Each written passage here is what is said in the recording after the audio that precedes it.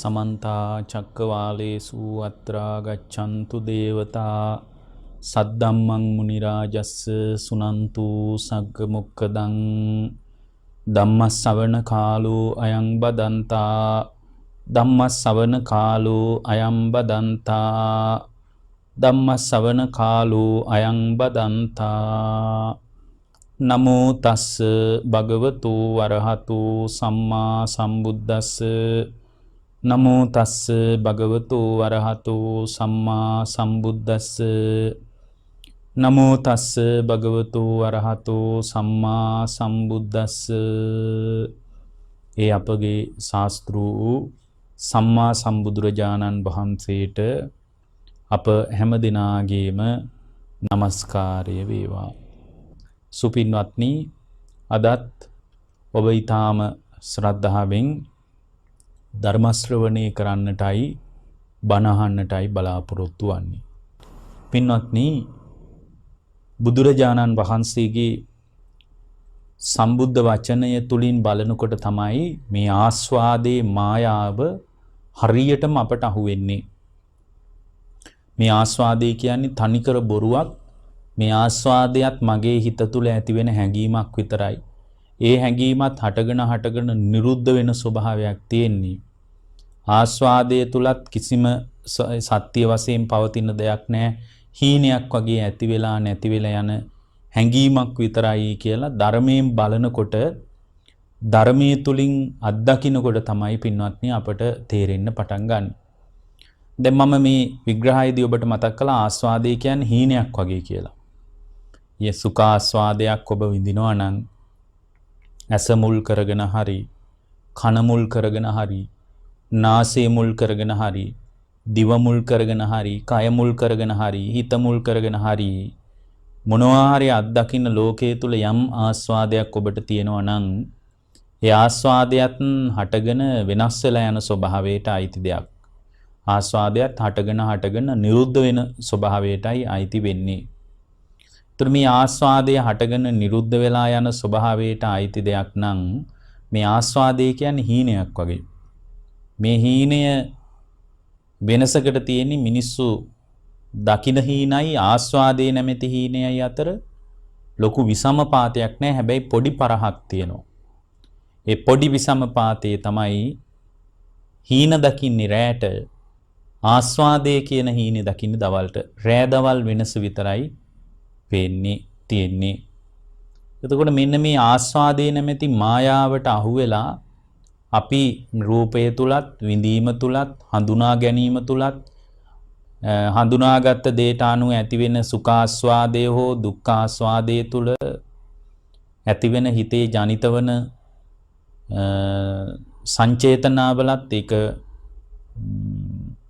රූප සංචේතනාවක් වෙන්නත් පුළුවන්, ශබ්ද සංචේතනාවක් වෙන්නත් පුළුවන්, ගන්ධ සංචේතනාවක් වෙන්නත් පුළුවන්, රස සංචේතනාවක් වෙන්නත් පුළුවන්, පොට්ටබ්බ සංචේතනාවක් වෙන්නත් පුළුවන්, ධම්ම සංචේතනාවක් වෙන්නත් පුළුවන්. මේ මොන සංචේතනාවක් වුණත් ඔබේ හිත තුල ඇති වුණාට පස්සේ ඒ සංචේතනා ටිකක් චේතනා පහළ වීමක් කර මේ හැඟීම් ටිකක්මයි ක්‍රියාත්මක වෙන්නේ අත්දකින්න ලෝකයේ තුල කියලා ඔබ අවබෝධ කරගත යුතුයි. හැම බුද්ධ ශ්‍රාවකයෙක්ම මේ ස්වභාවය අවබෝධ කරගන්න අවශ්‍යයි. පින්වත්නි, පංචස්කන්ධයේ තුල උදේවැය දකින්න දක්ෂ ශ්‍රාවකයා තුල පංචස්කන්ධය ආකාර කීපයකින් අවබෝධ කරගන්න ඕන කියලා පටිසම්භිදා මග්ගේ පංචස්කන්ධයේ තෝරන තැන්වල පැහැදිලි කරලා තියෙනවා.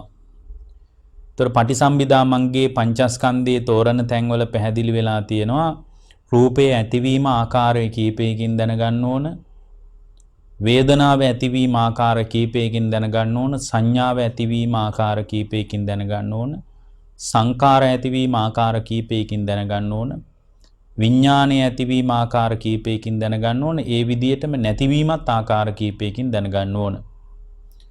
රූපස්ස උදයන් පස්සන්තෝ පංච ලක්කනානි පස්සති කියලා ආකාර පහකින්ම රූපේ උදේවැය දක ගන්න ඕන කියලත් සමහර තැන්වල පැහැදිලි වෙනවා. පින්වත්නි, පළවෙනි කාරණේ තමයි රූපේ පිළිබඳ දැනගන්නකොට ලක්ෂණ කීපයකින් රූපය දැනගන්න ඕන. අවිජ්ජා සමුදය රූප සමුදයෝ අවිද්‍යාව නිසා රූප හට ගන්නවා කියලා දැනගන්න ඕන. ඒ වගේම තමයි තණ්හා සමුදය රූප සමුදයෝ තණ්හාව නිසා රූපය හට ගන්නවා කියලා දැනගන්න ඕන. කම්ම සමුදය රූප සමුදයෝ කර්මයේ නිසා රූපය හට ගන්නවා කියලා දැනගන්න ඕන. ආහාර සමුදය රූප සමුදයෝ ආහාර නිසා රූපය හට ගන්නවා කියලා දැනගන්න ඕන. ඒ වගේම මේ තුල පවතින නිබ්බන්ති ලක්ෂණයත් දැනගන්න ඕන.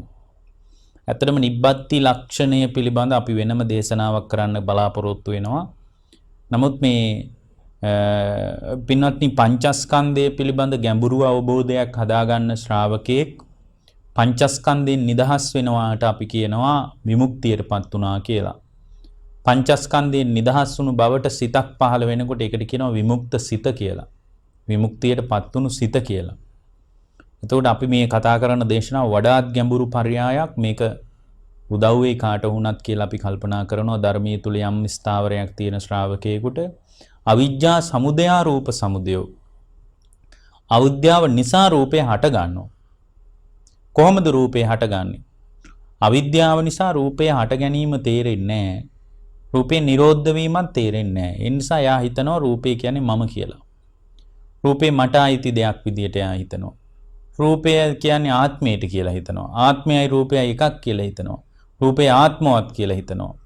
ආත්මේ රූපයෙන් හැදිලා තියෙනවා කියලා හිතනවා. මේ විදිහට එක එක විදියෙන් රූපේ හිතනවා. එතකොට ඇඟත් ලෙඩ වෙනවා, හිතත් ලෙඩ වෙනවා. දැන් ඇඟ කොහොමත් රූපේ ලෙඩ වෙනවනේ. රූපේ ලෙඩ වෙනකොට යාගේ හිතත් ලෙඩ වෙන්න පටන් ගන්නවා. ඒතර අවිද්‍යාවේ සමුදයෙන් රූපේ හට ගන්නවා. අවිද්‍යාව නිසා පින්වත්නි මේ රූපය හට ගන්නවා. අවිද්‍යාවෙන් තමයි මේ ලෝකයේ සාමාන්‍ය පුද්ගලයෙක් අල්ලන්නේ.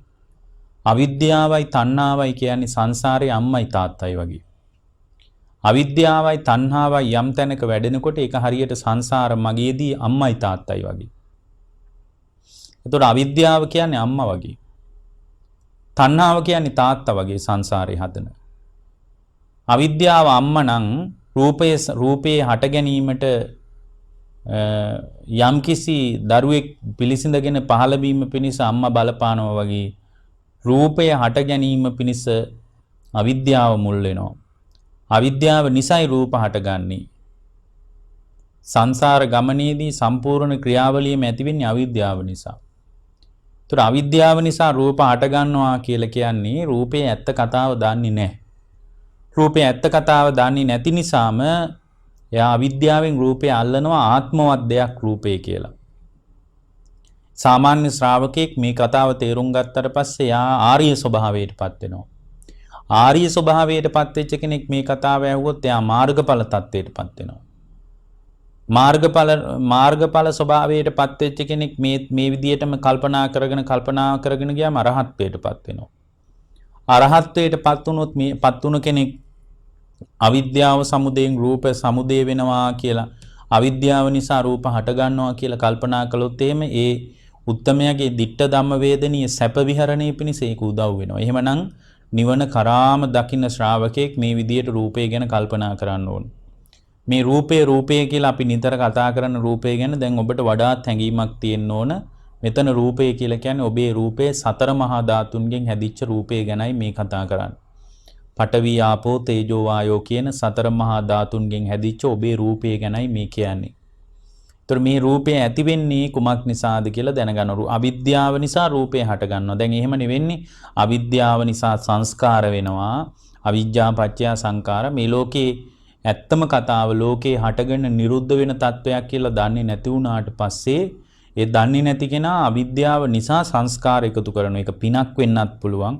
පවක් වෙන්නත් පුළුවන්. ධ්‍යාන උපදවා ගැනීමක් වගේ දෙයක් වෙන්නත් පුළුවන්. මොකද මේ සංස්කාර කියන එක පුඤ්ඤාභි සංකාර පිනක් විදියටත් පුද්ගලයා කරන. එහෙමනම් පින කරන එකත් අවිද්‍යාවටම වෙන වැඩක්. දැන් මේක ගැඹුරින් බලනකොට අපිට තේරෙනවා පින කියන්නේ අවිද්‍යාවට අයිති දෙයක්. ඒ පුඤ්ඤාභි සංකාර කියන්නේ අවිද්‍යාව නිසා නම් සංස්කාර වෙන්නේ. පින කියන්නේ සංස්කාරයක් නම් අවිද්‍යාව නිසාමයි මිනිස්සු පින් කරන්නේ. දැන් මේ කතාව අහගෙන ඉන්න මිනිස්සෙක් වැරදි විදියට හිතන්නත් පුළුවන්. ඔබ මේ වෙලාවේ පින් කර ඉන්නවා නම් ඒක කරන්නේ අවිද්‍යාවට. ඇයි? අවිද්‍යාව නිසා පින් කරනවා කියලා කියන එක හොඳට තේරෙනවා. අවිද්‍යාව නිසා අවිද්‍යාපච්චය සංඛාරණං සංඛාර තුනයින සංඛාර ගොඩක් තියෙනවා. පුඤ්ඤාවි සංඛාර, අපුඤ්ඤාවි සංඛාර, ආනිඤ්ඤාවි සංඛාර, කාය සංඛාර, වචී සංඛාර, මනෝ සංඛාර. ඔය අතරින් මේ කාය සංඛාර, වචී සංඛාර, මනෝ සංඛාර නම් කියන්නේ නිරුද්ධ අරහත්ත්වයටපත් වෙන කෙනෙක්ගේ හිතේ නිරුද්ධ වෙන සංඛාර කියන අදහස. ඇත්තට මේක සාමාන්‍ය මිනිහෙකුට කිව්වට තේරුම් ගන්නත් අමාරුයි. දැන් කාය සංඛාර කියලා මිනිසු හිතාන ඉන්නේ කයෙන් කෙරෙන ඒවා කියලා. කාය සංඛාර කියලා කියන්නේ ආස්වාස ප්‍රාස්වාසයට කියන වචනය. ඒතර වචී සංඛාර කියලා කියන්නේ විතක්ක ਵਿਚාර වලට කියන වචනයක්. මනෝ සංඛාර කියලා කියන්නේ වේදනා සංඥා දෙකට කියන වචනයක්. බලන්න අපි කොච්චර දේවල් දන්නේ නැද්ද කියලා. කාය සංඛාර, වචී සංඛාර, මනෝ සංඛාර කියලා කියන්නේ කාය සංඛාර කියන්නේ ආස්වාස ප්‍රාස්වාසයට. ඒ කියන්නේ කාය මේ මෙතන කතා කරන්නේ කාය සංඛාර, වචී සංඛාර, මනෝ සංඛාර කියලා රහතන් වහන්සේ නමක් නිරෝධ සමාපත්තියට සමවදිනකොට හිතේ නිරුද්ධ වෙන ස්වභාවයක් තියෙනවා. ආස්වාස ප්‍රාස්වාසයේ නිරෝධ සමාපත්තියදී නිරුද්ධ වෙලා යනවා. ඒතර හුස්ම වැටෙන එක නවතිනවා නිරෝධයට සමවදිනකොට. හතරවෙනි ධ්‍යානයේ තුලත් හුස්ම වැටෙන එක නවතිනවා. හතරවෙනි ධ්‍යානයේ තුලත් හුස්ම වැටෙන්නේ නැහැ. ආස්වාස ප්‍රාස්වාසයේ නිරුද්ධයි හතරවෙනි ධ්‍යානෙදී. ඒතර ආස්වාස ප්‍රාස්වාසයේ නිරුද්ධ වෙනවා කියන අදහසින් කියනවා කාය සංඛාර කියලා. වචී සංඛාර කියලා කියන්නේ විතක්ක ਵਿਚාර. මිනිස්සු කතා කරන්න කලින් හිතින් විතර්ක කරලා ਵਿਚාරලා තමයි කතා කරන්නේ. එහෙම එකපාරම වචන එළියට එනවා නෙමෙයි. හිතින් ਵਿਚාරනවා, විමසනවා. ඒකට කියනවා විතක්ක ਵਿਚාර වලට වචී සංඛාර කියලා. වේදනා සංඥා දෙකට මනෝ සංඛාර කියනවා. විඳීම මනසට සම්බන්ධයි. සංඥාව අඳුන ගැනීමත් මනසට සම. අපි හිතනවා එළිය දේවල් අපි අඳුන ගන්නවා කියලා. රූප අඳුන ගන්නවා, ශබ්ද අඳුන ගන්නවා කියලා අපිට හිතෙන්නේ අපේ අවිද්‍යාවට. ඇත්තටම හඳුනා ගැනීම කියන්නේ සම්පූර්ණ මානසික දෙයක්. හඳුනා ගැනීමට අනුවනේ සිතුවිලි ජනිත වෙන්නේ. සමහරවිට රාගයට බර විදියට හඳුනගත්තාම ඒකට අනුව සිතුවිලි පහළ වෙනවා හිතේ. එවනම් හඳුනා ගැනීම මානසික තත්ත්වයක්. එළිය රූපය අඳුනගත්ත විදියට අනුව තමයි මනසේ ක්‍රියාවලිය ඇති වෙන්නේ.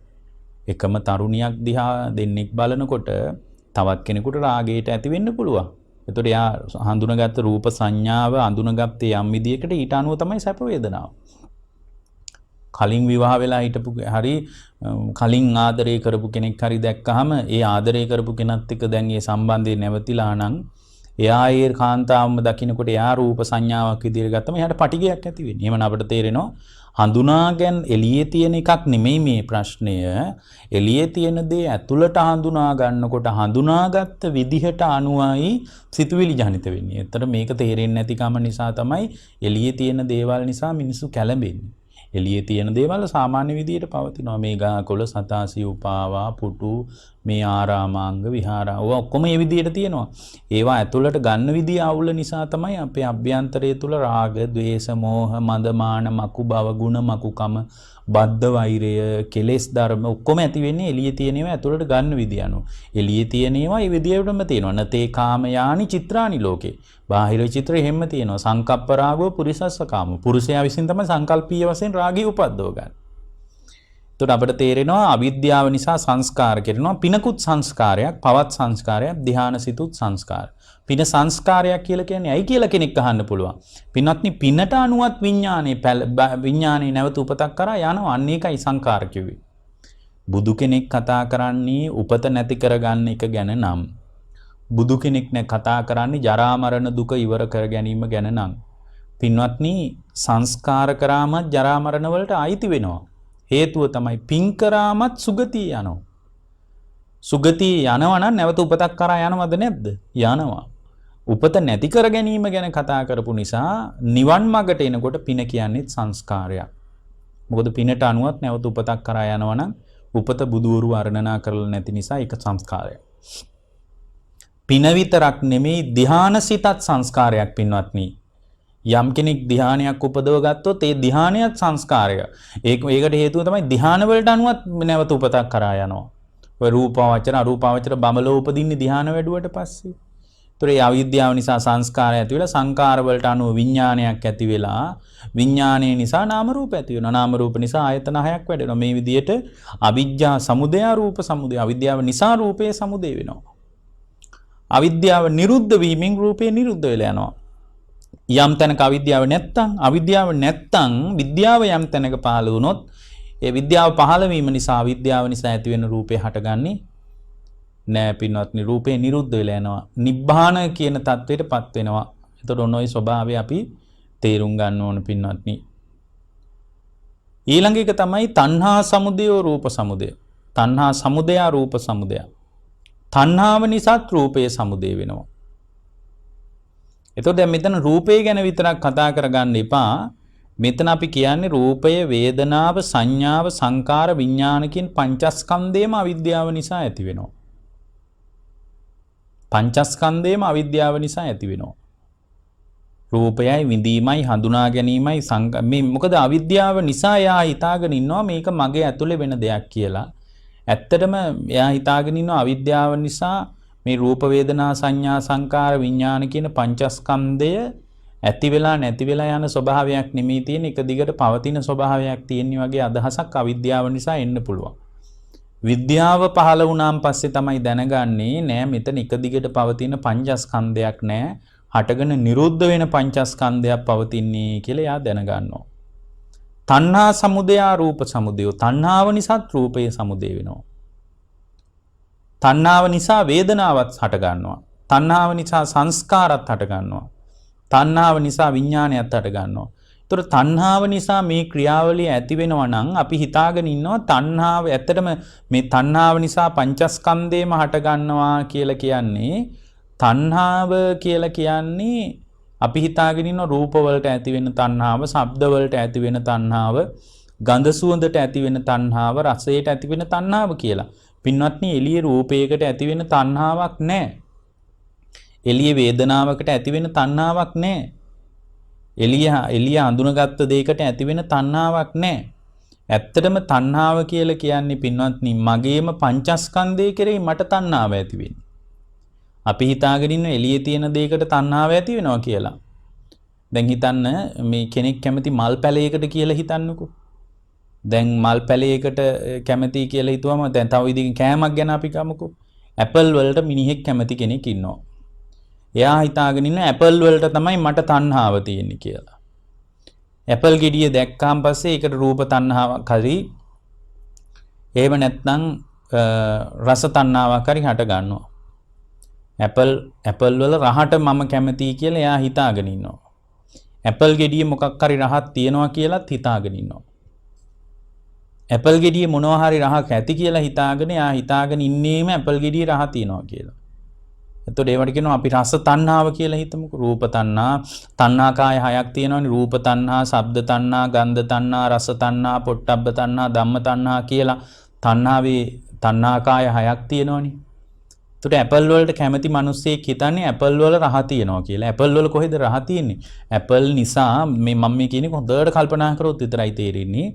එළියේ මිනිස්සෙකුට මොකක් හරි ග්‍රීන් ඇපල් ගෙඩියක් දැක්කහම එයාට හිතෙනවා ඇපල් ගෙඩියට තමයි මගේ තණ්හාව තියෙන්නේ කියලා.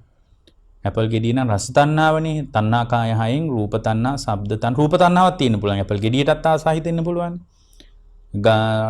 එතකොට මෙතන තියෙන රස තණ්හා, ඇපල් කන්නයි කැමැත්ත තියෙන්නේ.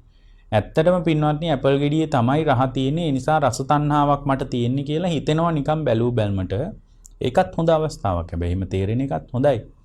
හැබැයි මේකේ අපි නිවන පැත්තට බරව කතා කරද්දී රස තණ්හාව කියන එක අපි ඇපල් වලට තණ්හාව, ඇපල් වල රහට තණ්හාව කියලා හිතුවට ඇත්තටම පින්වත්නි Tamanගේ පංචස්කන්ධයටයි තණ්හාව ඇති වෙන්නේ. දැන් අපි හිතාගෙන ඉන්නවා එළියේ දෙයක් කියලා. මේ මෙතන වෙන්නේ මේ පින්වත්නි මේ ගැටේ ඇතුළෙමයි තියෙන්නේ. ගැටේ ලිහන්න තියෙන්නේත් ඇතුළෙමයි. එහෙම නැතුව අපි හිතනවා මේ ගැටේ එළිය ඇති කියලා. එළියේ ගැටේකුත් නැහැ, එළියේ පොටකුත් නැහැ. ඇතුළෙන් මේක ලිහන්න තියෙන්නේ. අපි හිතානිනවා ඇපල් ගෙඩියේ රස තියෙන්නේ ඇපල් ගෙඩියට තමයි තණ්හාව කියලා. දැන් මෙතන කියන්නේ තණ්හා සමුදය රූප සමුදය කියලා. තණ්හා සමුදය වේදනා සමුදය, තණ්හා සමුදය සංඥා සමුදය කියලා අපි කියවනේ තණ්හාව නිසා පංචස්කන්ධේම හට ගන්නවා කියලා. දැන් මෙතන පින්වත්නි මේ දැන් ඇපල් ගෙඩියේ රහ තියනවා කියලා හිතුවට ඇපල් ගෙඩියට තණ්හාව ඇති වුණා කියලා හිතුවට ඇත්තටම තණ්හාව ඇති වෙන්නේ Tamanගේ පංචස්කන්ධේ. දැන් බලන්න ඇපල් ගෙඩිය කනකොට ඇපල් ගෙඩිය දකින්නකොට චක්කු විඥානයක් පහළ වෙනවා. එතකොට චක්කු විඥානය පහළ වෙන්නේ ඇපල් ගෙඩියේද Taman තුලද? Taman තුලයි පහළ වෙන්නේ.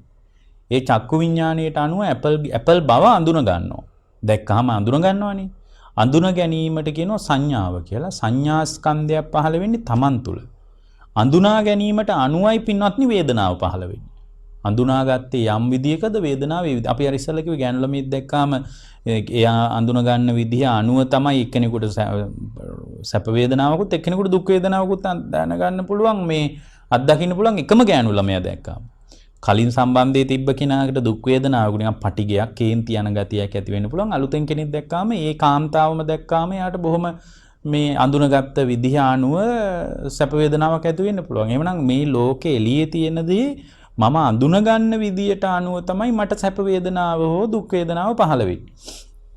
දැන් ඇපල් දැක්කහම ඇපල් ගෙඩියේ තියෙන මොකක් හරි එකක් කියලා අපි හිතුවට ඇපල් ගෙඩිය දකින්නකොට අපේ හිතේ සැප වේදනාවක් පහළ වෙනවා මේ අඳුනගත්ත විදියට අනුව. මේ කොළ පාට ඇපල් මේවා හරි රහයි. මේ වගේ හොඳට ඇඹුල් රහ තියෙනවා. මේකේ පොඩි නැවුම් ගතියක් තියෙනවා.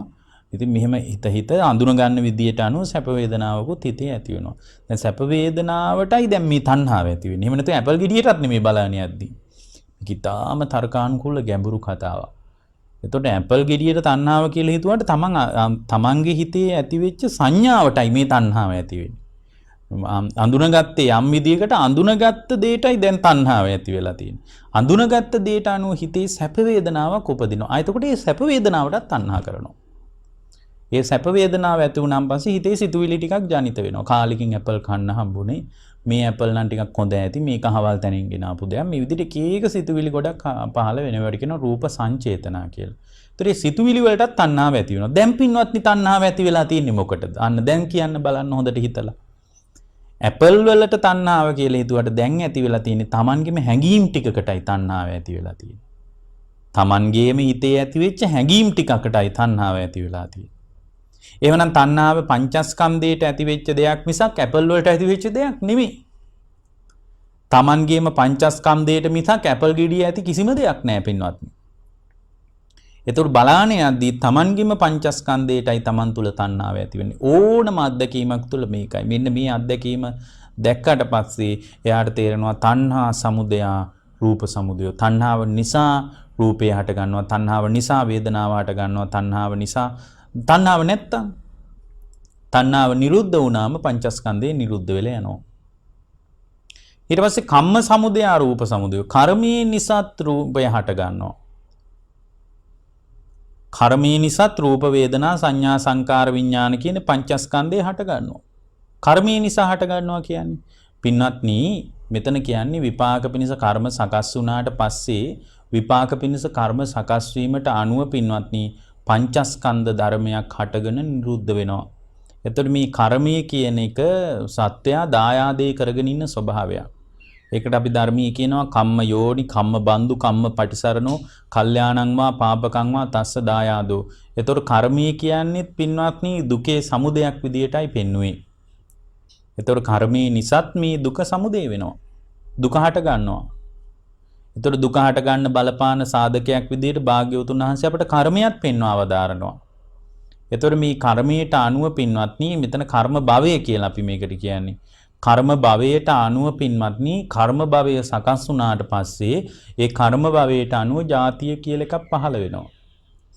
ඒ ජාතිය කියලා කියන්නේ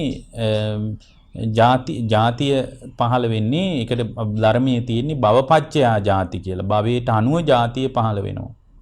ඒ ජාතිය පහළ වුණාම ජරා මරණ දුක පහළ වෙනවා. ජාතිය පහළ වෙනවා කියලා කියන්නේ මේ ස්කන්ධයන්ගේ පහළවීමට. දැන් මෙතකොට මේ ගැලපෙනවානේ කම්ම සමුදය මේ රූප සමුදය, කම්ම සමුදය වේදනා සමුදය, කම්ම සමුදය සංඥා සමුදය, කම්ම සමුදය සංකාර සමුදය, කම්ම සමුදය විඥාන සමුදය. ඒතර කර්මයේ නිසා පංචස්කන්ධේම පහළ වෙනවා. දැන් මෙතන කර්ම භවය කියලා කියන්නේ භවපච්චයා ජාති. භවයේ නිසා විපාක පිණිස කර්ම සකස් වෙනවා කියන එකයි. භවයේ නිසා විපාක පිණිස කර්ම සකස් වෙනවා කියලා කියන්නේ මෙතන භාග්‍යවතුන් වහන්සේ මේ කාරණේදී අපට වදාරන්නේ පින්වත්නි මේක සමහර කෙනෙකුට නොතේරෙන්න පුළුවන්. ගැඹුරින් හොඳට කල්පනා කරලා බලන්න. එතකොටයි මේ කාරණේ ඇත්තටම තේරෙන්නේ. මේක සාමාන්‍ය කෙනෙකුට තේරුම් ගන්න අමාරුයි. හොඳ විදර්ශනා ඥානයක් තියෙන කෙනෙකුට මේ කතාව තේරෙනවා. කර්මයේ නිසා පින්වත්නි මේ සංස්කාර මේ පංචස්කන්ධය හට ගන්නවා කියන එක. ඒතකොට පංචස්කන්ධ ಜಾතිය කියන එක තෝරන්නේ ඒක ಜಾතිය තෝරන තැන්වල තියෙනවා මෙන්න මේ විදියට. කන්දානම් පාතු භාවෝ ආයතනානම් පටිලාභෝ අයං උච්චතාවසෝ ಜಾති කියලා. ස්කන්ධයන්ගේ පහළවීමට තමයි ಜಾතිය කියලා කියන්නේ. ඒතකොට ස්කන්ධයන් පහළවීමට ආයතනයන්ගේ ප්‍රතිලාභයට ಜಾතිය කියලා කියනවා.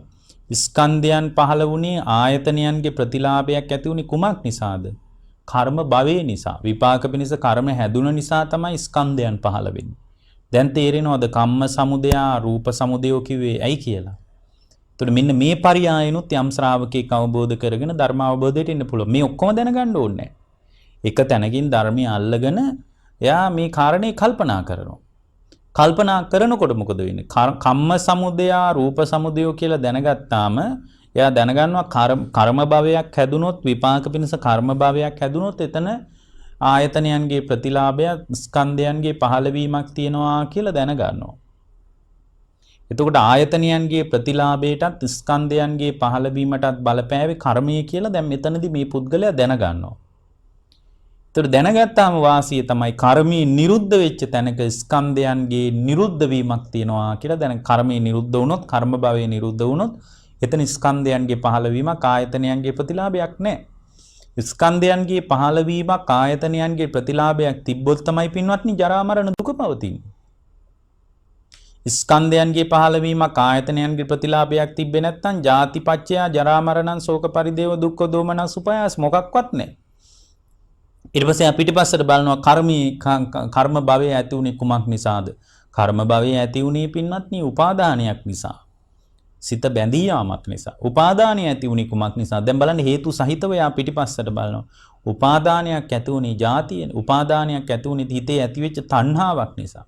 තණ්හාව ඇති උනේ කුමක් නිසාද? තණ්හාව ඇති උනේ Tamanගේ හිතේ තණ්හාව ජනිත උනේ පින්වත්නි විඳින්න යාම නිසා. විඳින දෙයටයි තණ්හාව ඇති වෙන්නේ. විඳින්න යන්නේ කුමක් නිසාද? විඳින්න යන්නේ වේදනාව ඇති වෙන්නේ නිකම්ම නෙමෙයි. වේදනාව ඇති වෙන්නේ පින්වත්නි ස්පර්ශය නිසා. ස්පර්ශය කියන්නේ කාරණා තුන බැගින් එකතු වීම. ඇහැයි රූපයයි ඇහි විඥානයයි, කනයි ශබ්දයයි කනේ විඥානයයි, නාසයයි ගඳ සුවඳයි නාසයේ විඥානයයි. මේ විදියට තුන බැගින් කාරණා එකතු වීම නිසා තමයි ස්පර්ශ වෙන්නේ. ස්පර්ශ වුණේ කුමක් නිසාද කියලා පිටිපස්සට බලනවා. ස්පර්ශ වුණේ නිකම්ම නෙමෙයි. ස්පර්ශ වුණේ පින්වත්නි ආයතන හයක් තිබ්බ නිසා. ආයතන ඇස කන නාසය දිව කය මනස කියලා ආයතන හටගත්ත නිසා ස්පර්ශ වුණා. ආයතන උනි කුමක් නිසාද? නාම රූප ධර්මයන්ගේ එකතු වීම නිසා. සතර මහා ධාතුන්ගෙන් හටගත්ත ඇහැයි, සතර මහා ධාතුන්ගෙන් හටගත්ත කනයි, සතර මහා ධාතුන්ගෙන් හටගත්ත නහයයි, සතර මහා ධාතුන්ගෙන් හටගත්ත දිවයි. මේ විදියට සතර මහා ධාතුන්ගෙන් හටගත්ත රූප කොටසයි, වේදනා සංඥා චේතනා පස්ස මනසිකාරය කියන නාම කොටසයි. නාම රූප ධර්මයන් එකතු වුණාම තමයි ඒවට ආයතන කියන්නේ. તો නාම රූප දෙක කියන එක එකතුනේ විඥානයක් ප්‍රතිසන්දි විඥානය බැහැගත්ත නිසා. විඥානයක් බැහැගත්තේ කුමක් නිසාද? ඒකටත් හේතුව තියෙනවා. විඥානයක් බැහැගත්තේ නාම රූප ප්‍රත්‍යයෙන් කියලා අනිත් පැත්තට කියන්නත් පුළුවන්. නමුත් පටිච්ච සමුප්පද්ද න්‍යායයට තෝරද්දී විඥානයක් බහින්නේ අවිද්‍යාව නිසා. අවිද්‍යාව කියලා මෙතන කතා කරන්නේ විඥානයක් බැහැගන්නේ සංස්කාර නිසා. සංකාර වෙන්නේ අවිද්‍යාව නිසා. ඒතර මෙන්න මේ විදියට මේ ප්‍රශ්නේ දිහා බලලත් ඕන නම් මේ ප්‍රශ්නේ ලියා ගන්න පුළුවන්. ඒතර මේ විදියට මේ ප්‍රශ්නේ ලියා ගන්න ශ්‍රාවකයෙක් ඉන්නත් පුළුවන්. ඊළඟ කාරණේ තමයි ආහාර සමුදය රූප සමුදය. ආහාර නිසා රූපේ සමුදය වෙනවා. ආහාරය නිසා රූපේ විතරක් නෙමෙයි, ආහාර නිසා පංචස්කන්ධය. මම මේ රූපේ ගැන කියලා කතා කරන්නේ මේ දේශනාවට පැය 6ක් 7ක් යන්න ඕන. හරිනම් මේක තේරුම් ගන්න. ආහාර සමුදය රූප සමුදය. ආහාර සමුදය රූප සමුදය. ආහාර නිසා රූපේ හට ගන්නවා. මොකක්ද ආහාර නිසා රූපේ හටගන්නේ? රූපේට ආහාර අවශ්‍යයි. කබලින්කාර හෝ සියුම් හෝ රූපේට ආහාරයක් අවශ්‍යයි. ඒවා ආහාර වර්ග 4ක් තියෙනවනේ. මේ පංචස්කන්ධයේම මේ ආහාර වර්ග 4 නිසායි වැඩෙන්නේ. මොනවද ආහාර වර්ග 4? කබලින්කාර ආහාර. ඒතර කබලින්කාර ආහාරය නිසා තමයි ඔබේ ওই රූපේ වැඩෙන්නේ. රූපේ සමුදය වෙන්නේ, රූපේ ජනිත වෙන්නේ ආහාර ප්‍රත්‍යයෙන්. කන බොන කෑමෙන් තමයි රූපේ හටගන්නේ. ඒතර වේදනාව සමුදය, වේදනා සමුදය රූප සමුදය. වේදනාව ඇති වෙන්නේ ආහාර ප්‍රත්‍යයෙන්. වේදනාවට ආහාරය මොකද්ද? ආහාර වර්ග 4ක් තියෙනවානේ. කබලින්කාර ආහාර, ඊට පස්සේ පස්ස ආහාර, මනෝ සංචේතන ආහාර, විඥාන ආහාර කියලා. මේ ආහාර හතරම දැනගන්න ඕන. ආහාරම් පජානාති කියලා අපි මේ මෙත් සඳහම් විකාශයේම සම්මාදිට්ඨි දේශනා මාලාවේදී අපි ආහාරම් පජානාති කියන පරයයන් ආහාර ගැන කතා කරලා තියෙනවා. ආහාර නිසා රූපය හට ගන්නවා කියනකොට ඒක නම් ප්‍රකටව පේනවා. ආහාර ගන්නකොට රූපේ වැඩෙනවා, හට ගන්නවා. ආහාර නිරුද්ධ වුණොත් රූපේ නිරුද්ධයි කියලා තේරෙනවා. මොකද කන බොන එක නතර කරලා දැම්මම රූපේ කඩා වැටෙනවා කියලා තේරෙනවා. ඒක නම් ප්‍රකටයි. දැන් පංචස්කන්ධයටම ආහාර බලපානවා කිව්වහම එච්චර ප්‍රකට නෑනේ. පංචස්කන්ධයේම ආහාර ප්‍රත්‍යයෙන් ජනිත වෙනවා කියලා අපිට එකපාර කිව්වට අපිට ඕක තේරෙන්නේ නෑ එච්චර.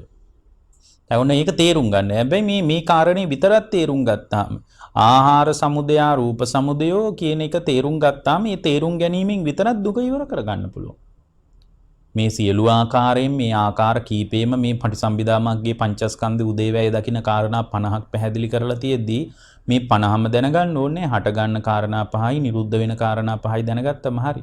5යි කියලා කියන්නේ දැන් ආහාරය නිසා රූපය, වේදනාව, සංඥාව, සංකාරය, විඥාන කියන පංචස්කන්ධය හට ගන්නවා කියලා පහක් දැනගන්නවා. ආහාරය නිසා රූපය හට ගන්නවා, ආහාරය නිසා වේදනාව හට ගන්නවා, ආහාරය නිසා සංඥාව හට ගන්නවා, ආහාරය නිසා සංකාර හට ගන්නවා, ආහාරය නිසා විඥානය හට ගන්නවා. පහයි. තව නිරෝධයේ පැත්තටත් පහක් දැනගන්නවා. ආහාරය නිරුද්ධ වෙනකොට රූපය නිරුද්ධයි, ආහාරය නිරුද්ධ වෙනකොට වේදනාව නිරුද්ධයි, ආහාරය නිරුද්ධ වෙනකොට සංඥාව නිරුද්ධයි, ආහාරය නිරුද්ධ වෙනකොට සංකාරය නිරුද්ධයි, ආහාරය නිරුද්ධ වෙනකොට විඥානය නිරුද්ධයි කියලා ඔන්න ඔය 10 දැනගත්තාම මේ දැනගත්ත ගමන්ම යාට පුළුවන් දුකමාර කරගන්න. ඒ දැන ගැනීම තුලම පින්වත්නි යාට පුළුවන් මේ පංචස්කන්ධයෙන් සම්පූර්ණයෙන්ම හේතුඵල සහිතව මිදෙන්න පුළුවන් ඒ ශ්‍රාවකයාට. ආහාර සමුදය රූප සමුදය ආහාර සමුදේ වීමෙන් ආහාර නිසා රූපේ හට ගන්නවා කියලා දැන් ඔබට තේරෙනවනේ. කන බොන කෑමෙන් මේ කබලින්කාර ආහාරයෙන් රූපේ හට ගන්නවා. මෙතන ඊළඟට ආහාර සමුදය වේදනා සමුදය ආහාර නිසා වේදනාව හට ගන්නවා කියන එක තේරෙනවද? ආහාරය නිසා වේදනාව හට ගන්නවා කියලා කියන්නේ පින්වත්නි වේදනාවට ආහාරය තමයි ස්පර්ශය. ඒ ආහාර වර්ග 4යිනේ. කබලින්කාර ආහාරය රූපේට ගැලපෙනවා. ඊට පස්සේ කියනවා ස්පර්ශ ආහාර කියලා, පස්ස ආහාර කියලා එකක් තියෙනවා. ඒතකොට වේදනාව ඇති වෙන්නේ ස්පර්ශය නිසා. පින්වත්නි ඇහැයි රූපයයි ඇහි විඥානයයි තුන එකතු වීමට ස්පර්ශය කියනවා. ස්පර්ශය ඇහි ස්පර්ශය නිසා තමයි පින්වත්නි ඇහෙන් විඳින්නේ මිනිස්සු. ඇහෙන් ස්පර්ශයක් වුණොත් තමයි ඇහෙන් විඳින්නේ මිනිස්සු. ඇහි ස්පර්ශයක් නැත්තම් කොහොමද ඇහෙන් විඳින්නේ? ස්පර්ශ වෙච්ච දේ තමයි විඳින්නේ. එහෙමනම් වේදනාවට හේතුව මොකද්ද? ස්පර්ශ ආහාර. ස්පර්ශ ආහාරය ස්පර්ශ නොවුණු තැනක වේදනාව හටගන්නේ නැහැ.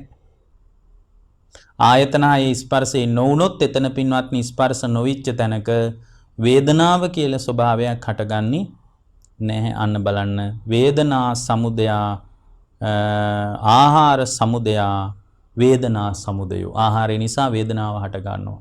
ඊළඟ එක තමයි ආහාර සමුදය සංඥා සමුදය. සංඥාව රූප සංඥා, ශබ්ද සංඥා, ගන්ධ සංඥා, රස සංඥා, පොට්ටබ්බ සංඥා, ධම්ම සංඥා කියලා සංඥා වර්ග 6ක් තියෙනවා. රූප අඳුන ගන්නවා, ශබ්ද අඳුන ගන්නවා, ගන්ධ සුවඳ අඳුන ගන්නවා, රස අඳුන ගන්නවා කියලා අඳුන ගන්නවා කියන අදහසින් සංඥාව කියනවා. සංඥාවේ ඊට වඩා මොකක්වත් නැහැ පින්වත්. අඳුනා ගැනීමත් එතකොට සංඥාවටත් හේතුව ආහාර ප්‍රත්‍යයෙන් සංඥාව හට ගන්නවලු. කොහොමද ආහාර ප්‍රත්‍යයෙන් සංඥාව හටගන්නේ? ආහාර ප්‍රත්‍යයෙන් සංඥාව හටගන්නේ පින්වත්නි මෙන්න මේ විදියටයි. සංඥාවටත් හේතුව ස්පර්ශයයි. ඇහි ස්පර්ශය නැත්තම් පින්වත්නි ඇහෙන් කොහෙද හඳුනා ගැනීමක්? එhmenan ස්පර්ශාහාරය නිසායි හඳුනා ගැනීම සංඥාව ඇති වෙන්නේ. ස්පර්ශාහාර නැත්තම් සංඥාව නිරුද්ධ වෙලා යනවා. ඊට පස්සේ කියනවා ආහාර සමුදය සංකාර සමුදය. ආහාර නිසා සංකාර ඇති වෙනවා. සංකාර කියන්නේ රූප සංචේතනා, ශබ්ද සංචේතනා, ගන්ධ සංචේතනා, රස සංචේතනා, පොට්ටබ්බ සංචේතනා, ධම්ම සංචේතනා කියලා සංචේතනා වර්ග 6ක් තියෙනවා. ඒවට කියනවා සංකාර කියලා. පින්වත්නි රූප සංචේතනා කියන්නේ රූපේ නිසා හිතේ ජනිත වන සිතුවිලි වලට. ශබ්දේ නිසා සිතුවිලි ජනිත වෙනකොට ඒවට කියනවා ශබ්ද සංචේතනා කියලා. ගන්ධ සුවඳ නිසා සිතුවිලි ජනිත වෙනකොට ඒවට කියනවා ගන්ධ සංචේතනා කියලා. කන බොන කෑමේ රස නිසා සිතුවිලි ජනිත වෙනකොට ඒවට කියනවා රස සංචේතනා කියලා. මෙන්න මේ ආදී වශයෙන් සංචේතනා කියලා කියන්නේ අත්දකින්න ලෝකයේ තුල පහළ වෙන සිතුවිලි වලට.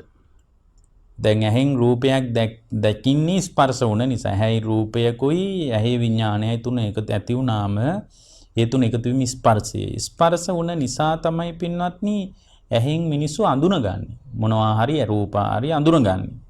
ඒ අඳුනා ගැනීම නිසා අඳුනා ගැනීමට අනුවයි පින්වත්නි වේදනාව පහළ වෙන්නේ. විඳීමක් ඇති වෙන්නේ. විඳීමට අනුව පින්වත්නි ඇහැ මුල් කරගෙන සිතුවිලි ජනිත වෙනවා. ඒකට කියනවා සංකාර කියලා. එතකොට එහෙමනම් සංස්කාරයන්ටත් හේතුව මොකක්ද? ස්පර්ශ ආහාර, පස්ස ආහාර. රූපේට හේතුනේ කබලින්කාර ආහාර. වේදනාවටයි සංඥාවටයි සංකාරයටයි තුනටම හේතුනේ මොකද්ද? ස්පර්ශ ආහාර. ස්පර්ශයෙන් නිසා වේදනාවයි සංඥාවයි සංකාරයයි හට ගන්නවා. ස්පර්ශේ නිරුද්ධ වුණොත් වේදනාවක් නැහැ, සංඥාවක් නැහැ, සංකාරයක් නැහැ. ඔන්න ඔය කාරණයක් මෙතනදී පින්වත්නි අවධාරණීයම විශේෂ වශයෙන් මේ ශ්‍රාවකයා දැනගන්නවා.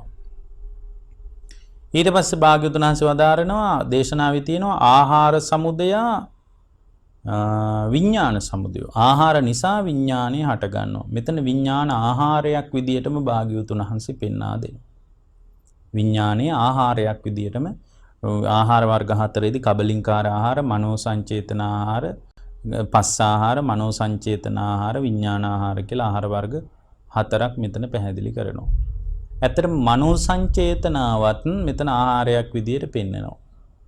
වෙනම මනෝ සංචේතනා කියලා කියන්නේ සිතුවිලි වලට. ඒතර ආහාර නිසා පංචස්කන්ධය හට ගන්නවා කියන එක දැන් පැහැදිලි නේද? කබලින්කාර ආහාරයෙන්ම පංචස්කන්ධය හට ගන්නව නෙමෙයි. හැබැයි මේ ආහාරයත් ආහාර චක්‍රයක් දැනගන්න ඕන. ආහාරات එකිනෙකට ප්‍රත්‍ය වෙනවා. කබලින්කාර ආහාරයෙන් කය වැඩෙනකොට මේ සතර මහා ධාතුන්ගෙන් හැදිලා තියෙන මේ පඨවි ආපෝ තේජෝ ආයෝ කියන සතර මහා ධාතුන්ගෙන් හැදිච්ච රූපේ වැඩෙනවා. වැඩෙනකොට පින්වත්නි ඒ රූපය තුල තමයි ස්පර්ශ වීම අත්දකින්න හම්බ වෙන්නේ. එතකොට ස්පර්ශ වීමට ඇස කන නාසය දිව කය මනස කියන මේ ඇස කන නාසය දිව කය කියන මේ ආයතන හයට හැදෙන්න පඨවි කොටස් නාම රූප වලින් නම් මේ රූපයෙන් තල්ලුවක් හම්බ වෙනවා. ඒ කියන්නේ කබලින්කාර ආහාර වලින් ස්පර්ශ ආහාරයට තල්ලුවක් හම්බ වෙනවා. ස්පර්ශ ආහාරයෙන් මනෝ සංචේතනාවට තල්ලුවක් හම්බ වෙනවා. මනෝ සංචේතන ආහාරය නිසා විඥානයේ පැලවෙන්න ආහාරය සපයනවා. විඥානයේ පැලවෙන්න ආහාර සපයනවා කියන අදහසින් තමයි විඥාන ආහාර කියලා කියන්නේ. මේ විඥාන ආහාරේ නැවත නැවත ආයෙත් මේක තමයි ආහාර චක්‍රය. විඥානයේ ආහාරයක් වෙලා ඒ විඥාන ආහාරයම මේ සතර මහා ධාතුන්ගේ මේ හට ගැනීමට සතර මේ විඥානයේ ආහාරයක් වෙලා මේ කන බොන කෑමින් හැදෙන මේ ශරීරයේම වැඩෙන තැනකට තල්ලු කරනවා. ඒකයි විඥාන පත්‍ය නාම රූපං කියලා කියන්නේ. විඥානයේ ආහාරය වෙනවා නාම රූපයන්ට. මෙන්න මේ විදිහට දැනගන්නවා පින්වත්. මේක බොහොම ගැඹුරු කතාවක්. එතකොට මේ එක පරියායක් දැනගත්තත් ප්‍රමාණවත් පින්වත්. කොහොමද? අවිද්‍යාව නිසා පංචස්කන්ධය ඇති වෙනවා. අවිද්‍යාව නිරුද්ධ වෙනකොට පංචස්කන්ධය නිරුද්ධයි. තණ්හාව නිසා පංචස්කන්ධය ඇති වෙනවා. තණ්හාව නිරුද්ධ වෙනකොට පංචස්කන්ධය නිරුද්ධ වෙලා යනවා. මේ තණ්හාව කියන එක නැත්තම් පින්වත්නි පංචස්කන්ධය නිරුද්ධයි. කර්මී නිසා පංචස්කන්ධය හට ගන්නවා. කර්මී නිරුද්ධ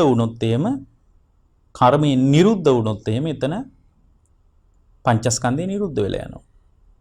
ආහාර නිසා පංචස්කන්ධය හට ගන්නවා. ආහාර නිරුද්ධ වෙනකොට ඒ ආහාර කියන්නේ කබලින්කාර ආහාරම නෙමෙයි. මනෝ සංචේතනා විය හැක, ස්පර්ශ ආහාර විය හැක, විඥාන ආහාර වෙන්න පුළුවන්. මේ ආහාරය නිසා පංචස්කන්ධය හට ගන්නවා. ආහාරය නිරුද්ධ වෙනකොට පංචස්කන්ධය නිරුද්ධ වෙනවා. එහෙමනම් අවිද්‍යාවත්, තණ්හාවත්, ආහාරයත්, කර්මයක් මෙන්න මේ හතරම බුදුරජාන් වහන්සේ චතුරාර්ය සත්‍ය ඇතුළට දාලා බලනකොට දුක්ඛ සමුදය විදියටයි පෙන්වන්නේ. එතකොට කවුරු හරි කෙනෙක් දුකට හේතුව විදියට අවිද්‍යාව දැක්කොත් අවිද්‍යාව දැකීම තුලත් සම්මා දිට්ඨිය හදා ගන්න පුළුවන්. කවුරු හරි කෙනෙක් තණ්හාව දැක්කොත් ඒ තණ්හාව තමයි දුකට හේතුව කියලා දැනගෙන ඕනනම් එතනිනුත් මේ ප්‍රශ්නේ ලියාගෙන සම්පූර්ණයෙන්ම නිකලස් වීම වෙන්න පුළුවන්. තවත් කෙනෙකුට පුළුවන් දුකේ හට ගැනීම කර්මී නිසා සිද්ධ වෙනවා කියලා දැනගත්තොත් එතනත් පුළුවන් අවබෝධය කරා පැමිණෙන්න. තවත් කෙනෙකුට පුළුවන් ආහාරය නිසා තමයි මේ දුක ඇති වෙන්නේ කියලා දැනගෙන ආහාරය නිරුද්ධ කිරීමෙන් දුක නිරුද්ධ කරන්න පුළුවන් කියලා දැන ගැනීම තුල සම්පූර්ණයෙන්ම දුක හමාර කරගන්න පුළුවන්. මෙන්න මේ විදියට බුද්ධ ශ්‍රාවකයා එකම වැඩපිළිවෙලකට අවතීර්ණ වෙනවා. අවිද්‍යාව නිසා හෝ තණ්හාව නිසා හෝ කර්මය නිසා හෝ ආහාර නිසා හෝ මේ දුක ගැට ගැහි පවතිනවා කියලා එක තැනකින් එයා තේරුම් ගත්තොත් මේ මොනතරින් තේරුම් ගත්තත් පින්වත්නි මේ නිරුද්ධ කරන්න තියෙන එකම වැඩපිළිවෙල ආර්ය අෂ්ටාංගික මාර්ගයමයි.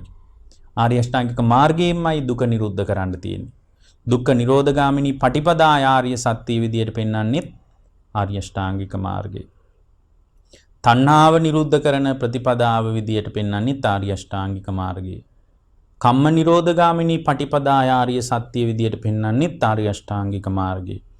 ආහාර නිරුද්ධ කරන ප්‍රතිපදාව විදියට පෙන්වන්නේ ආර්ය අෂ්ටාංගික මාර්ගය. එහෙමනම් මේ මොන දැක්ම හදාගත්තත් Tamanට ආර්ය අෂ්ටාංගික මාර්ගයේ තුල දායාද වීම තුලින් තමයි සම්පූර්ණයෙන්ම මේ දුකෙන් නිදහස් වෙන්න පුළුවන්කම තියෙන්නේ පින්වත්නි. එතකොට මෙන්න මේ දැක්ම හදා ගැනීම තුල තමයි බුද්ධ ශ්‍රාවකයෙකුට නිවන කරා එන්න තියෙන්නේ. එතකොට නිවන කරා පැමිණෙන ශ්‍රාවකයෙකුට පින්වත්නි එයාගේ ජීවිතය තුල ධර්මීය රැකවරණයක් හදාගෙන ධර්මීය ස්ථාවරයක් හදාගන්න පුළුවන්. ඒ ස්ථාවරයක් හදා ගැනීම පිණිස බලන්න කොයිතරම් විදර්ශනා ඥානයක් එතකොට තියෙන්න ඕනද? ඒක මල් පූජා කරලා, පාන් පූජා කරලා, සුවඳ කූරු පූජා කරලා, උදේ හවස දානි ටිකක් පූජා කරලා ඒක කරගන්න අමාරුයි. බොහෝම හොඳ ගැඹුරු විදර්ශනා ඥානයක් තියෙන කෙනෙකුට තමයි අවිද්‍යාව නිසා මේ පංචස්කන්ධය හටගන්නවා කියලා තේරෙන්නේ.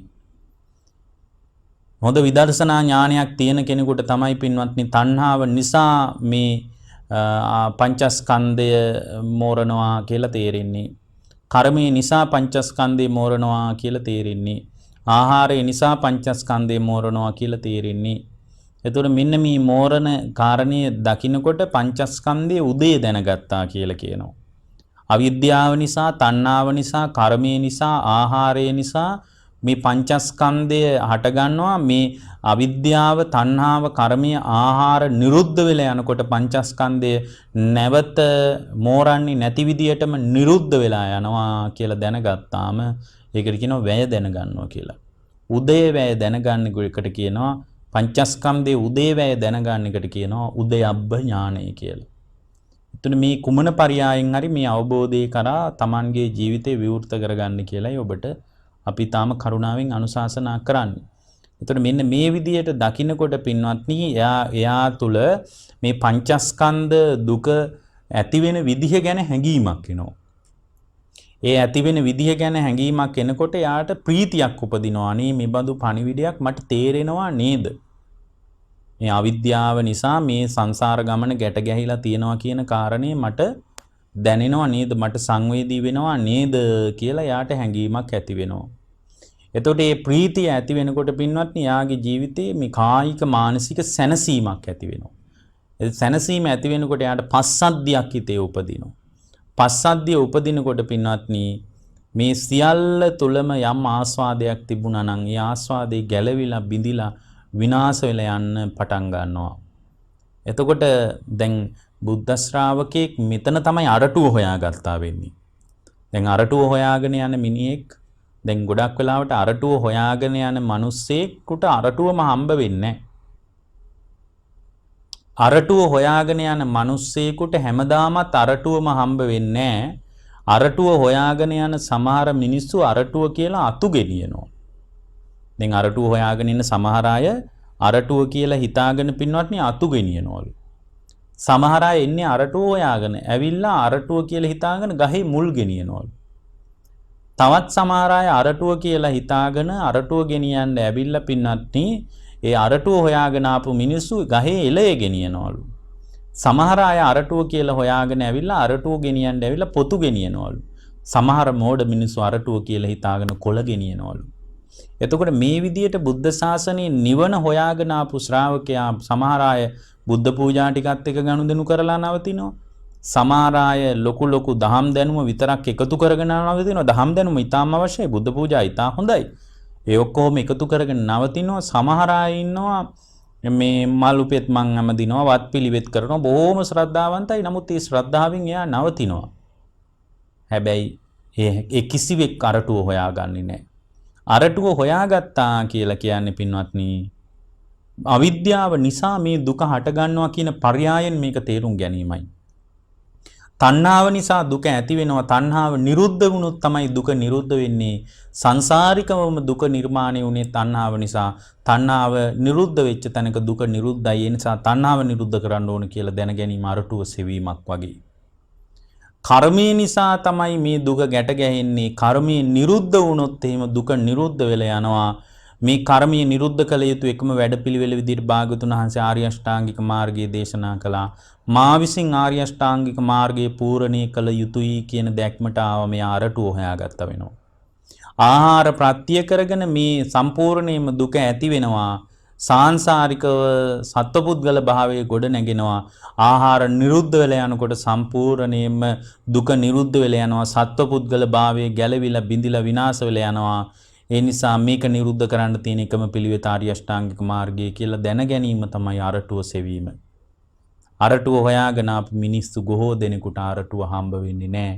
ඊටාම ස්වල්ප පිරිසකට අරටුව මුණ ගැහෙනවා. දැන් මේ අරටුවමයි මෙතන අල්ලගන්නේ දැන්. එතකොට මේ අරටුව හොයාගත්ත මිනිස්සයා තුළ මේ විදියට දකින්නකොට මේ සාංශාරිකව මේ දුක කියලා කියන්නේ මේ පංචස්කන්ධ දුකට නේද? පංචස්කන්ධ දුක නේද අවිද්‍යාව නිසා, තණ්හාව නිසා, කර්මය නිසා, ආහාරය නිසා ඇති වෙන්නේ. අවබෝධ කළ යුත්තේ සංකිට්ඨේන කෙටියෙන් කිව්වොත් පංච උපාදානස්කන්ධා දුක්ඛ. දුක කියන්නේ මේ පංචස්කන්ධයට නේද? මම අත්දකින්න දුක කියන්නේ පංචස්කන්ධය තුල පවතින දෙයක් නේද කියලා මේ දැනීම ඇති වෙනවා. ඒ දැනීම ඇති වෙනකොට පින්වත්නි එයාගේ ජීවිතය තුල තේරෙනවා මේ පංචස්කන්ධ ධර්මයන් හට ගන්නවා නිරුද්ධ වෙනවා කියලා කියන්නේ සම්පූර්ණයෙන්ම මා තුළ ඇති වෙන හැඟීම් ටිකක් විතරයි. කිසිවක් මේ ලෝකේ අල්ලන්නේ නැහැ. ඇස කන නාසය දිවකය මනස කියන ආයතන හය හරහා ආයතන හයෙන් ගන්න දේවල් අවිද්‍යාවෙන් ගත්තොත් අවිද්‍යාවෙන් ගත්ත ආයතන හයේ ක්‍රියාවලිය නිසා මගේ පංචස්කන්ධ ලෝකේ නේද මට උපාදානය වෙන්නේ කියලා එයා දැනගන්නවා. මගේම පංචස්කන්ධේ උපාදානය වීමක් නේද ඇස කන නාසය දිවකය මනස හරහා වෙන්නේ. එළියේ තියෙන කිසි දෙයක් උපාදානය වීමක් නෙමෙයි නේද කියලා මේ දැක්මට ඒ පුද්ගලයා එනවා. ඒ දැක්මට ආවට පස්සේ පින්වත්නි ඒ දැක්මට ආපු ශ්‍රාවකයාට යම් පුදුමාකාර ප්‍රීතියක් උපදිනවා මේ ලෝකේ සාංශාරික ජාලයේ ගැට ගැසී පවතින විදිය ගැන දැන ගැනීම. කායික මානසික පුදුම සැහැල්ලුවක් උපදිනවා, පස්සද්ධියක් උපදිනවා. සියල්ල සංස්කාරයක් විදියට දකිනවා. සංස්කාර මාරමුණු කරගෙන ඇතිවි නැතිවි යන පංචස්කන්ධ ක්‍රියාවලියක් පවතින්නේ කියලා යාට තේරෙනවා. එතකොට යාට ආස්වාදයක් රූපේ කෙරෙහි උපදින්නේ, වේදනාව කෙරෙහි, සංඥාව කෙරෙහි, සංකාරය කෙරෙහි, විඥානය කෙරෙහි ආස්වාදයක් උපදින්නේ. ආස්වාදයක් රූපය තුල තියෙනවා, විඳින දේවල් තුල ආස්වාදයක් තියෙනවා. හඳුනගත්ත දේවල් තුල යම්කිසි සැපයක් සුඛයක් ආස්වාදයක් තියෙනවා නැත්te නෑ. එයා ආස්වාදයක් හටගෙන නිරුද්ධ වෙන දෙයක් විදියටයි දකින්නේ. හටගෙන නිරුද්ධ වෙන දෙයක් විදියට දැක්කාම ආස්වාදය අනිත්‍ය වෙලා යන විදිය දකිනකොට මේ ආදීනවයටපත් වෙනවා පංචස්කන්ධය පිළිබඳ. පංචස්කන්ධය තුල ඇතිවෙච්ච ආස්වාදයත් හටගෙන නිරුද්ධ වෙලා යන දෙයක් කියලා දැනගන්නකොට පංචස්කන්ධයේ ආදීනව දැනගත්තා වෙනවා. දැනගත්තාම පංචස්කන්ධේ නිස්සරණයට එනවා. රූපය කෙරෙහි, වේදනාව කෙරෙහි, සංඥාව කෙරෙහි, සංකාරය කෙරෙහි, විඥානය කෙරෙහි යම්කිසි චන්දරාගයක් තිබ්බොත් ඒ චන්දරාගේ දුරු වෙලා යනවා. දැන් පංචස්කන්ධේ උපාදානිය වෙන්නේ නැහැ. පංචස්කන්ධය නිකම්ම ක්‍රියාත්මක වෙනවා. දැන් උපාදානයක් නැහැ එතන. පංචස්කන්ධේ උපාදානයක් නැත්නම් ඒ උපාදානයක් නැති තැනක පින්වත්නි භවයක් සකස් වීමක්වත්, භවයට අනුව ජාතියක් සකස් වීමක්වත්, ජාතියට අනුව ජරා මරණ දුකක් ඇතිවීමක්වත් කවදාවත් අත්දකින්න නැහැ.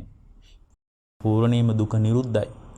එයා සම්පූර්ණයෙන් මරුණට පස්සේ නැවත උපතක් කරා යන්නේ නෑ. සම්පූර්ණයෙන් සියල්ලම නිරුද්ධ වෙලා යනවා. අපි කියනවා මේ උත්තමයට පිරිනිවන් පෑවා කියලා. එහෙමනම් ඔබ ටිකක් තේරෙන්න ඕන මේ පිරිනිවන් පාන කතාන්දරය ඊටා සුන්දර පණිවිඩයක්. මේ පණිවිඩේ පංචස්කන්ධය තුල ගැඹුරු අවබෝධයක් තුල අත්දකින්න දෙයක් මිසක් ත්‍රිපිටකී කටපාඩම් කිරීමක් මතවත් අභිධර්මයේ වගේ දේශනා කටපාඩම් කිරීම මතවත් ඒ හැම එකකින්ම තල්ලුවක් හම්බ වෙනවා මේ පණිවිඩය අවබෝධ කරගන්න. නමුත් අද මිනිස්සු හිතාගෙන ඉන්නවා මේ ටික ඔක්කොම කටපාඩම් කළාම නිවන හම්බෙයි කියලා. පංචස්කන්ධය පිළිබඳ හැඟීමක් හදාගත්තාමයි. පංචස්කන්ධය පිළිබඳ යථාර්ථවාදී අවබෝධයට ආවමයි දුක හමාර වෙන්නේ. එහෙම නැතුව අභිධර්මයේ ගැන, ධම්මසංගණිය ගැන, මේ ප්‍රකරණ ග්‍රන්ථ ගැන කටපාඩම් කර ගැනීම තුල නෙමෙයි.